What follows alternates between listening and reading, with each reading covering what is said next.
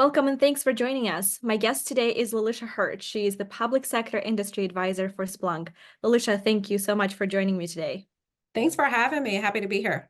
Of course, cloud is so essential to IT modernization, to cybersecurity. So to set the stage for this conversation, could you talk about how cloud-based modernization drives digital resilience, and what do you even mean by digital resilience? Could you define that part for us? Absolutely. So I'll start by saying I think agencies are digitally transforming and investing in cloud technology to better deliver on their missions faster and more intelligently. When I talk to agency CTOs, CIOs, and even the CISOs, some of the pain points I often hear is that they're under pressure to break down legacy silo systems and data, and they're actively trying to modernize IT infrastructure and apps to ensure more resilient services. And so when I think about what it means for agencies to be digitally resilient, I think about their ability to prevent, detect, recover, and respond to events that have the potential to disrupt business operations and their mission critical services. And so I think it's a simple question, Anastasia, of how well am I positioned to be able to bounce back if something were to occur? And so while cloud technology may not be the silver bullet, it definitely gives them more scalability, better workflow efficiencies, and in most cases, even cost savings. And so those are just a few of the things that I think I'm seeing agencies as I talk to them bring to fruition with the foundational understanding that we're all striving to be resilient. And again, just like you mentioned, when implemented well, cloud technologies can bring a lot of benefits. But when you're working with the agencies, what are some of the challenges they face when they want to make that shift, when they want to move to cloud-based solutions? What are you seeing there? Yeah, so as cloud computing options and opportunities evolve, agency experts have asked one fundamental question, and that is, just as you said, how do I do this, right? How do I transition my operations to more cloud-based solutions? And I think the answer is it's not a one size fits all, right? As an effective cloud-based implementation really depends on several factors. And so I think this is one of the challenges that I see most often in organizations is they're truly trying to just figure out what's the right cloud approach and strategy that best aligns with the missions that I need today. And more importantly, what about the mission needs for tomorrow, right? And that can be tricky. It's a tricky balance. And I think the reason why it's tricky is because organizations rely on various IT and security architecture applications and legacy systems implemented for their specific mission support. And so I think another challenge is that many agencies struggle with having so many tools, right? Having an influx of data coming in from various logs across all these disparate legacy systems, and they don't integrate well, right? They don't talk to one another. And so just as an example, I just wanted to share the California statewide automated welfare system. They actually meet California's diverse needs with strong foundation of security and resilience. And so they actually needed to ensure a highly secure, uninterrupted delivery of benefits for Californians who depend on their system for things like state and federal aid. And so, in partnership with IT service partners such as Accenture, as well as our integrated platform offerings, they were able to actually replace 3 of their disparate legacy systems with one single cloud-based platforms. And so, what did this do for them? It helped them to make it easy for those people to access the social safety network with uninterrupted benefits. And it actually saved them over $30 million for taxpayers, as well as tens of millions of dollars in benefits that were distributed each month. And so while they also improve productivity and reduce risk, I think that's really the mission, right? That this particular entity was trying to solve for. And I think it's similar for other agencies, right? They have their mission and they're looking for help to deliver on that.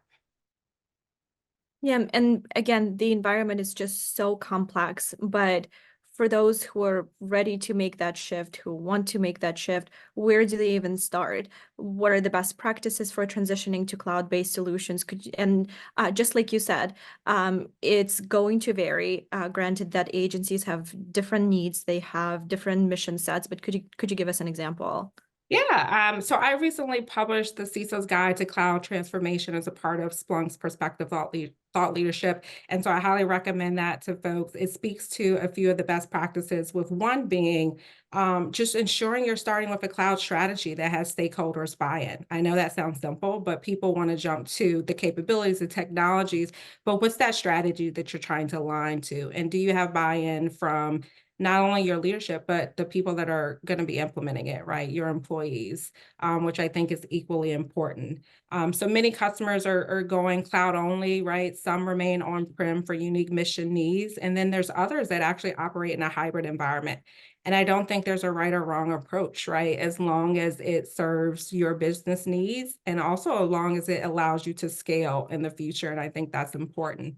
The other thing I would say is, take a risk-based approach and ensure you have a strong inventory of assets, systems, and classification prior to the migration, because you might find that everything does not necessarily need to go to the cloud, right? And that's okay too.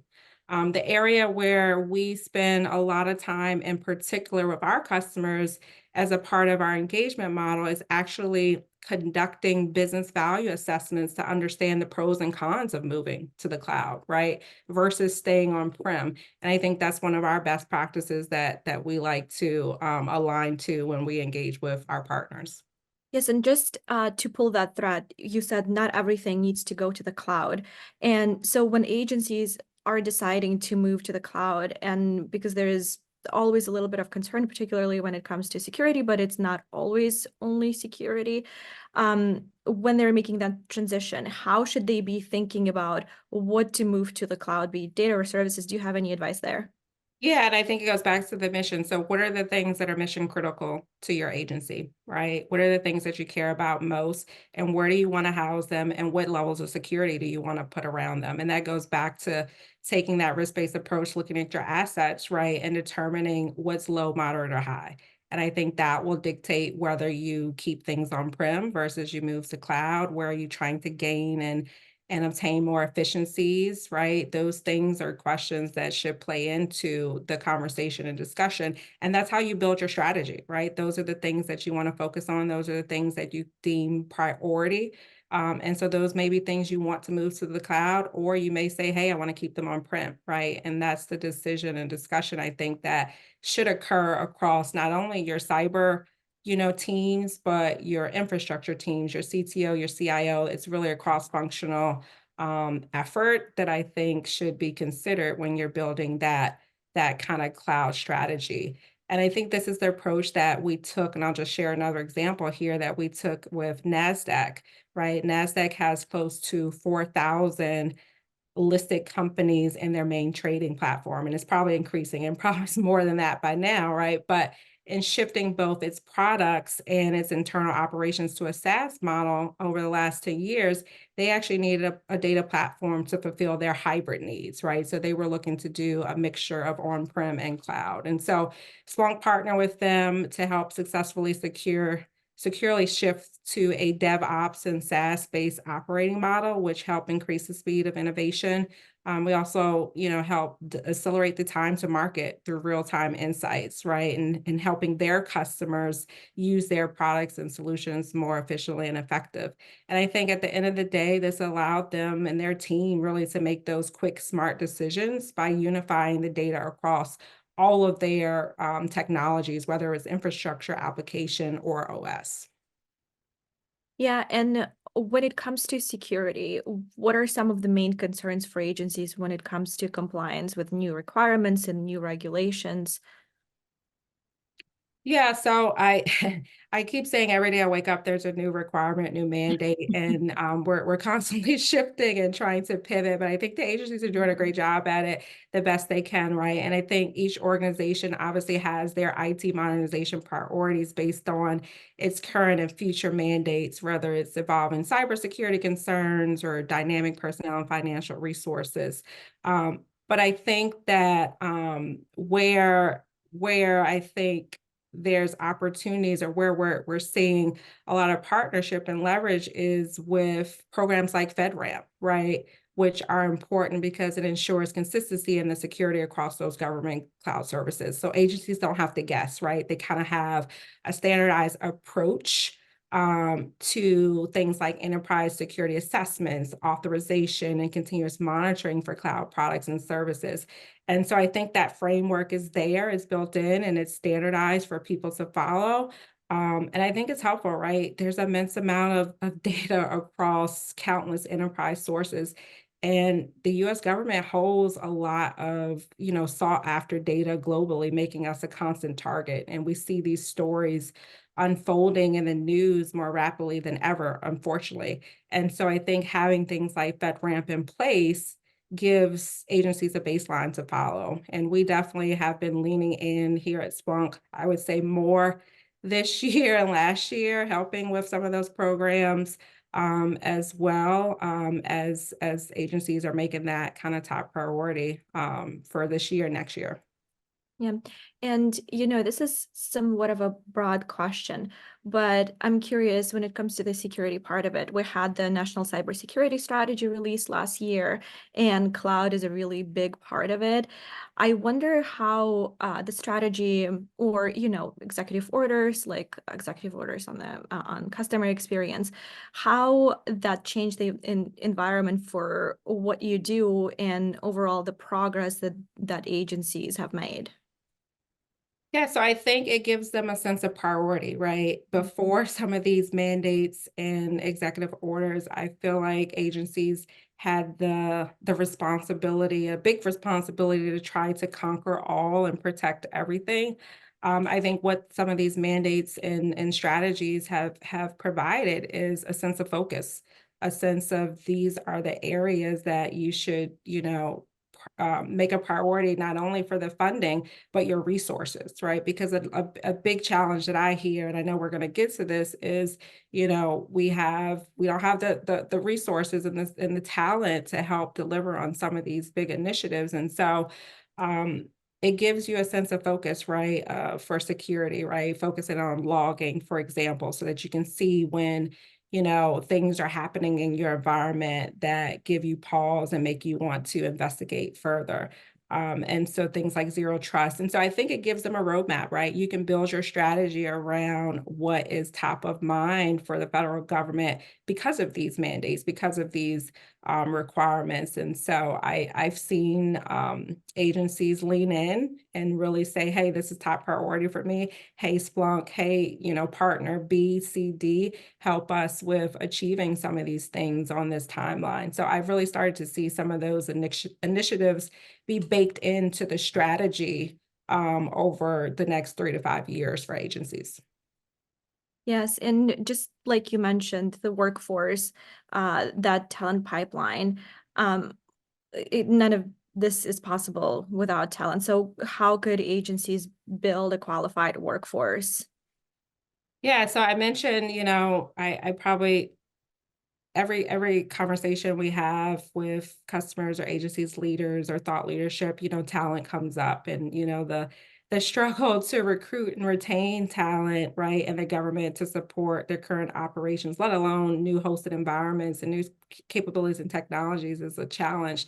And I think this is why we see, right, that uptick in government job postings, specifically around cloud and AI, engineering and architecture, right? Because I think they're working really hard to build that pipeline so that they can help shape that cloud first culture. And so I often share a lot, and I think is, relevant here as well, is, people, process, and technology are like three legs of a stool. One without the other makes for a wobbly, shaky experience. And so just as we, invest in, our processes and technologies, it's equally important for us to invest in cloud workforce, because without them, right, the processes and technologies will obviously fall by the wayside, making for a wobbly tool. And so there's a lot of goodness that's happening around the federal government by way of upskilling and reskilling, and preparing for this shift and preparing for those tenured roles or people that may retire or may move on to other agencies. So there's a lot of good examples out there where I think agencies are doing a really good job of trying to prepare for that. And could you give us an example of an agency or agencies that are doing this really successfully, and what other agency could learn from them? Yeah, it's a great question. So, to better protect, I'll give a couple. So, better protect its campus and data, Cal Poly, which hopefully folks are familiar with, they needed a unified security platform to give them visibility into their university's complex hybrid infrastructure, but they also needed a solution or assistance with helping bring their students' experiential learning to light. And so we partner with them. Obviously, we provide the visibility from a security perspective, but I thought what was pretty neat is we also offered their students critical skills that will serve them and hopefully their future employees as well long after they graduate, because we gave them access to our higher education learning curriculum at Splunk, where they can take training classes on cloud or security. They can get certified, and this can help advance and accelerate their career growth with their employer. I think another good example, last year, DHS, for example, they announced their plans for an IT academy, which will bolster their existing workforce technology skills and quickly train new hires who are entering the fray to help the department modernize their legacy IT systems, which I thought was a phenomenal step in the right direction. I know there's some agencies that are actually setting up sandboxes and simulated lab environments where employees can apply their learnings, an environment where it's okay to make mistakes and fail, right? Creating that psychological safety. It's not a real life event, and so it's okay to try things out in a safe space. And then lastly, I'll just share, I had a workforce discussion with OPM and Department of Energy leaders not long ago, and they're actually setting up, which I think is neat, rotation programs where their employees get exposure and experience working in different parts of the tech teams and agencies to help them accelerate upskilling of their employees. So those are just a couple that I've encountered. I'm sure there's many more, but I think we're getting creative and innovative on how we, train our talent, how we retain them. We can't just, send them to a class and get them certified. But I see agencies doing a lot more in this space to prepare their employees in the next generation workforce.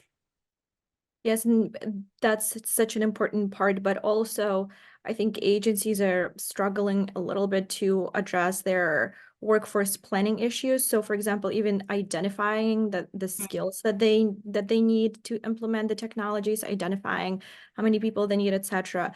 Could you talk to that part and how they could address those challenges? Yeah, I think it's a good question. I think it's a good starting point. So, I think doing a simple, what I call as a skills inventory assessment to see where those gaps are from a domain perspective in comparison to what skills you're going to need for the future is a great start.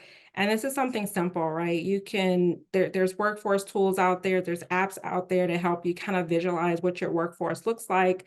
Assuming you have the data right from your HR systems and things like that, that collects that data about, your employees' tenure, their background, their skill sets. And so I think that's a great place to start. You really can't build that workforce strategy until you know what you currently have right today by way of skills, and then also what you're currently going to need by way of skills for your future initiatives. And so we talk a lot across the government, and I think even private sector as well, about upskilling and reskilling. And so I think it's great, but like, what are we actually doing, right, tangibly to enable that? And I think starting with that skills inventory gap assessment is a great start.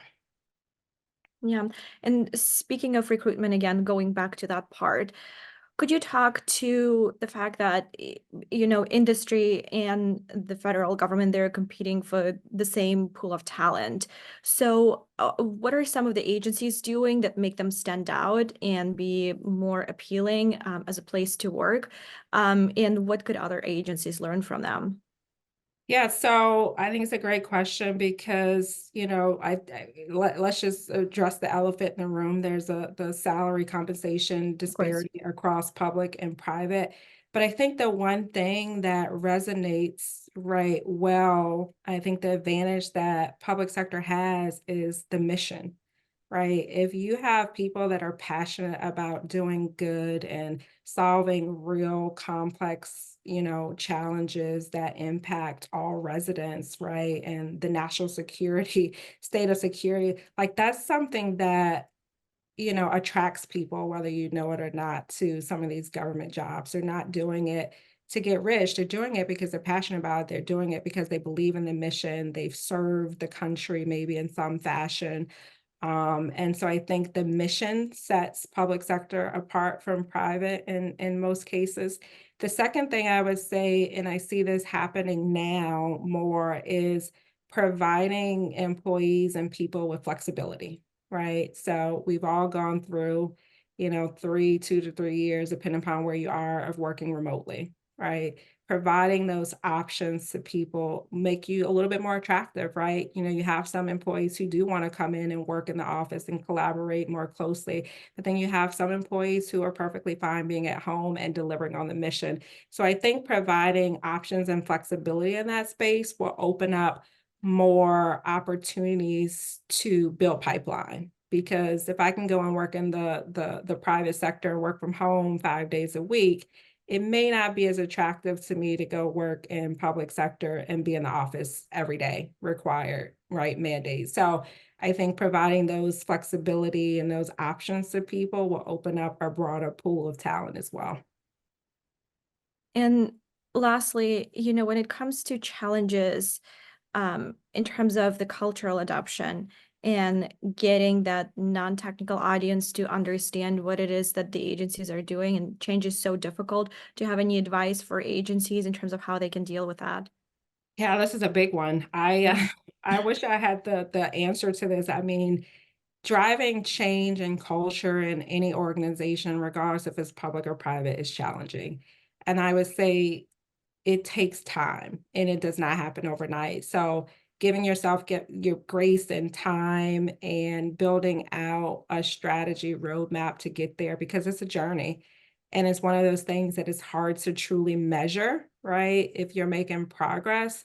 But I think the buy-in, the communication, the collaboration, the sharing with your employees or your organization, the why behind some of the things that you're doing helps make that a little bit more easy for folks to adopt, right? If I understand why I'm doing it, if I understand the value and I understand the outcome and benefits from it, I'm more likely to be brought into it and I'm more likely to lean in and help deliver it. So the more that organizations can share that broadly, the easier I'll say it may be in getting there, but also just know that it takes time to shift and change a large organization.